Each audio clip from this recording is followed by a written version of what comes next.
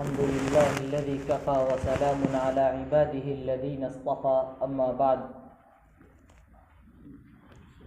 فأعوذ بالله من الشيطان الرجيم بسم الله الرحمن الرحيم يا أيها الذين آمنوا لا تتخذوا اليهود والنصارى أولياء بعضهم أولياء بعض ومن يتولهم منكم فإنه منهم إن الله لا يهدي القوم الظالمين صدق اللہ العظیم۔ میرے بزرگوں اور دوستوں، اس میں کوئی شبہ نہیں کہ مذہب اسلام دنیا کا وہ واحد مذہب ہے جو اپنی جامعیت کے اعتبار سے لازوال ہے، اور اسلام میں حیات انسانی کے تمام قوانین و ضوابط کو مکمل طور پر بیان کر دیا گیا ہے۔ زندگی کا کوئی ایسا شعبہ نہیں جس میں اسلام کا پیش کردہ ضابطۂ حیات ہماری رہنمائی نہ کرتا ہو، اور زندگی کا کوئی ایسا گوشہ نہیں جہاں اسلام کا پیش کردہ قانون ہماری قیادت نہ کرتا ہو، اور زندگی کا کوئی ایسا مسئلہ نہیں جس میں قرآن ہماری رہنمائی نہ کرتا ہو، اور زندگی کی کوئی ایسی منزل نہیں جہاں پہنچ کر شریعت محمدیہ اپنا دم توڑ دیتی ہو، بلکہ ہر آن، ہر لمحہ، ہر وقت، ہر گھڑی اسلام کی تعلیم ہمیں رہنمائی کرتی ہوئی ملے گی۔ عبادت ہو یا سیاست، معاشرت ہو یا تجارت، خلوت ہو یا جلوت، شادی ہو یا غم، مرنا ہو یا جینا، ہر جگہ شریعت محمدیہ ہمیں رہنمائی کرتی ہوئی ملے گی۔ لیکن اس کے باوجود بھی ہم غیروں کے طریقے کو اپناتے ہیں اور ان کے طرز عمل پر اپنی زندگیاں گزارتے ہیں۔ ابھی 1-2 دن بعد 31 دسمبر آنے والا ہے، حالانکہ اللہ تعالی نے ہماری زندگی کا 1 سال کم کر دیا ہے، پھر بھی کیا طوفان بدتمیزی ہوتی ہے، شرابیں کم پڑ جاتی ہیں، بے حیائی کی محفلوں میں روم نہیں ملتے، اور اسی طرح ناچ گانے کی محفلوں میں بہت پہلے سے ہی بکنگ ہو چکی ہوگی، اور یہاں تک کہ لوگ شراب پیتے پیتے گر جاتے ہیں اور ناچتے ناچتے مر جاتے ہیں۔ ہمیں اپنی زندگی کی فکر کرنی چاہیے کہ اللہ تعالی نے ہماری زندگی کا ایک اہم سال کم کر دیا۔ ہم نے اس سال کتنا عبادت کیا، کتنی نمازیں پڑھی، کتنے روزے رکھے، کتنی بار اللہ کو ہم نے خوش کیا، کتنا ہم نے غریبوں کی مدد کی، اور کتنا ہم نے اللہ کی عبادت کی، اور پھر اس کے برعکس ہم نے کتنے جھوٹ بولے، کتنا دغا بازی کی، کتنے دھوکے دیے، اور ہم نے کتنے غریبوں کا حق چھینا، کتنے یتیموں کو ستایا۔ اس پر ریسرچ ہونا چاہیے، اس پر غور و فکر ہونا چاہیے، اس پر تأمل اور تدبر ہونا چاہیے۔ اس لیے جو انسان بھی نیا کپڑا نئے سال کی خوشی میں پہنتا ہے تو کل وہی کپڑا اس کے لیے کفن بنے گا، اور اگر کوئی شخص نئے سال کی خوشی میں کھانا پکواتا ہے اور اچھا کھانا کھاتا ہے تو اس کھانے کا ایک ایک ذرہ اور ایک ایک دانہ اس کے لیے لعنت بھیجے گا۔ اس لیے اگر بچوں کی چھٹی ہو تو ان پر کنٹرول کریں، کوئی SMS بھیجے تو فوراً ڈیلیٹ کر دیں، اور اس کے لیے دعا کریں، یا تو ہدایت کی دعا کریں یا اس کے لیے بد دعا کر دیں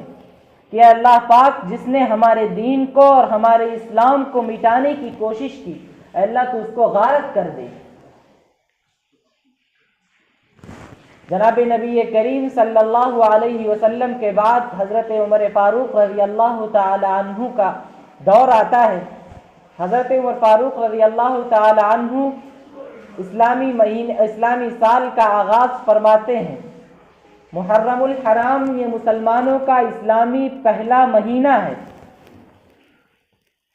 صحابہ کے زمانے میں، تابعین کے زمانے میں، تبع تابعین کے زمانے میں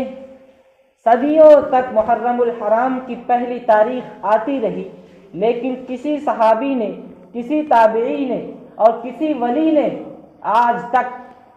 نئے سال کی مبارکباد ایک دوسرے کو پیش نہیں کی۔ اور جب اسلامی مہینے کی پہلی تاریخ کو نئے سال کی مبارکباد پیش نہیں کی تو مسلمانوں کو اس بات کی قطعاً اجازت نہیں ہے کہ وہ غیر مذہب اور غیروں کے طریقے کو اپنا کر انگریزی سال کے پہلے مہینے کی مبارکباد ایک دوسرے کو پیش کریں۔ یہ چیز مسلمانوں کے لیے بالکل اسی طرح حرام ہے جس طرح خنزیر اور کتوں کا گوشت حرام ہوتا ہے۔ ہم اس کو کوئی عیب نہیں سمجھتے، ایک دوسرے کو مبارکباد پیش کرتے ہیں اور ہیپی نیو ایئر کا جشن مناتے ہیں۔ ہمیں اس بات کا احساس نہیں ہوتا کہ ہو سکتا ہے یہ جملہ ہمارے اسلام کو اور ہمارے دین کو ہمارے دل سے نکال دے، ہمارے کلمے کو ہم سے چھین لے۔ اس لیے مسلمان ایک دوسرے کو نئے سال کی مبارکباد پیش نہیں کر سکتے۔ ہم ان غیروں کے طریقے کو اپناتے ہیں جن کے بارے میں نبی پاک صلی اللہ علیہ وسلم نے فرمایا اخرجوا الیہود والنصارى، جن کے بارے میں نبی پاک صلی اللہ علیہ وسلم نے فرمایا خالف الیہود والنصارى، یہود و نصارہ کی مخالفت کرو، جن کے بارے میں نبی پاک صلی اللہ علیہ وسلم نے فرمایا ان الیہود والنصارى لا یصبغون فخالفوہم، یہود و نصارہ خضاب نہیں لگاتے تھے، آپ نے کہا یہود و نصارہ خضاب نہیں لگاتے ہیں، تم ان کی مخالفت کر کے خضاب لگایا کرو۔ جناب نبی کریم صلی اللہ علیہ وسلم نے فرمایا لا تشبہوا الیہود والنصارى،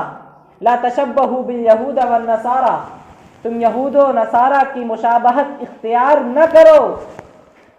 نبی پاک صلی اللہ علیہ وسلم نے فرمایا من تشبہ بقوم فہو منہم، جس نے کسی قوم کی مشابہت اختیار کی تو وہ انہی میں سے ہوگا۔ جن یہودیوں کے بارے میں اللہ تعالی نے قرآن پاک میں فرمایا یا ایھا الذین آمنوا لا تتخذوا اليہود والنصارى اولیاء بعضهم اولیاء بعض ومن یتولہم منکم فانہ منہم، اے ایمان والو یہود و نصارہ کو اپنا دوست اور اپنا آئیڈیل اور اپنا ماڈل اور اپنا نمونہ نہ بناؤ، اس لیے کہ جو بھی ان کو اپنا دوست اور اپنا آئیڈیل بنائے گا وہ انہی میں سے ہوگا۔ یہاں تک کہ یہ بات سنائی دیتی ہے کہ سال بھر میں جتنے شراب نہیں پی جاتی اتنا اس ایک رات میں پی جاتی ہے، سال بھر میں جتنا گناہ نہیں ہوتا اس ایک رات میں اس سے زیادہ گناہ ہوتا ہے، سال بھر میں جتنا زنا نہیں ہوتا اس سے زیادہ اس ایک رات میں زنا ہوتا ہے، اور سال بھر میں جتنا لوگ عیاشیاں نہیں کرتے ہیں اس سے زیادہ اس ایک رات میں عیاشی ہوتی ہے۔ ہمارے شہروں میں بڑے بڑے ہوٹلوں میں اور ٹاکیزوں میں ناچنے والیوں کو بلایا جاتا ہے، ڈانس کرنے والیوں کو بلایا جاتا ہے،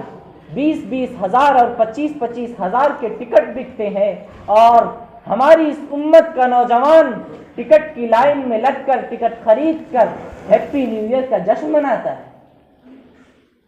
وضع میں تم ہو نصارہ تو تمدن میں ہنود، وضع میں تم ہو نصارہ تو تمدن میں ہنود،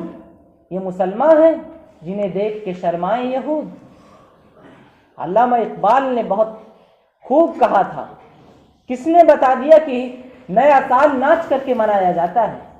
کس نے یہ تعلیم دی کہ نیا سال بے حیائی کے ساتھ منایا جاتا ہے؟ کس نے یہ سکھایا کہ نیا سال شراب پی کر منایا جاتا ہے؟ کس نے یہ پیغام دیا کہ نیا سال زانیوں کے ساتھ بیٹھ کر زنا کر کے منایا جاتا ہے؟ اس کے بعد پھر ہم سال گزرنے پر رونا روتے ہیں کہ یہ سال ہمارے لیے بہت مشکل تھا، مہنگائی نے ہماری کمر توڑ دی، اور اس بات کا بالکل غور نہیں کرتے ہم کہ سال کے ابتدا میں اور سال کے آغاز ہی میں اللہ تعالیٰ کو ہم نے کتنا ناراض کیا۔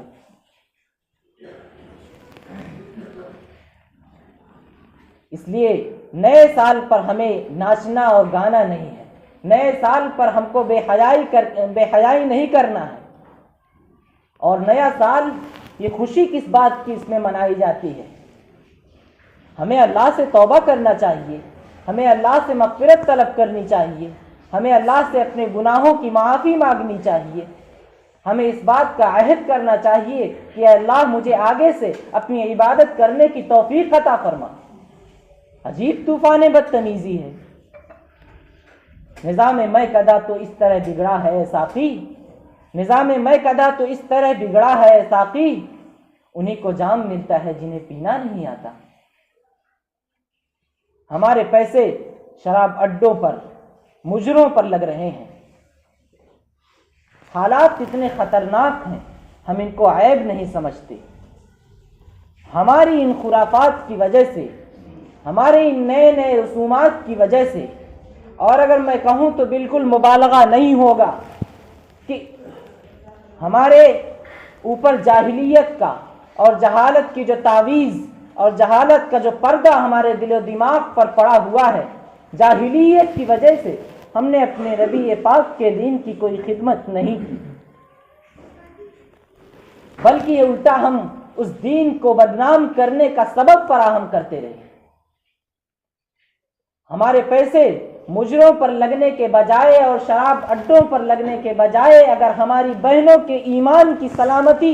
اور ان کی ایمان کی حفاظت پر لگتے تو ہم کامیاب ہوتے۔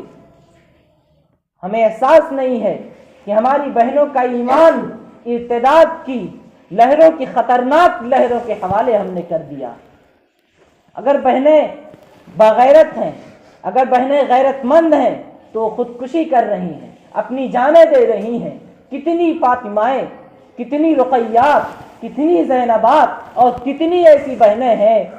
جو ارتداد میں پھنسی ہوئی ہیں، جو اپنی جانیں دے رہی ہیں۔ اور ہماری اس امت کے اہل ثروت، ہماری اس امت کے مالدار اپنے پیسوں کو مجروں پر خرچ کر رہے ہیں، ناچنے والیوں پر خرچ کر رہے ہیں، ہیپی نیو ایئر منانے میں خرچ کر رہے ہیں۔ اور جنہوں نے ہماری ان بہنوں کو پردے کے اوپر نچا کر کے، ہماری ان بہنوں کے سر سے ان کے دوپٹے کو اتار کر کے، ان کی حیا کو ان کے سینے سے نکال کر کے، اور ہماری ان بہنوں کو، ان کی عصمت کی زنجیروں کو تہس نہس کر کے، اور ہماری ان بہنوں کو سڑکوں پر لا کر کے،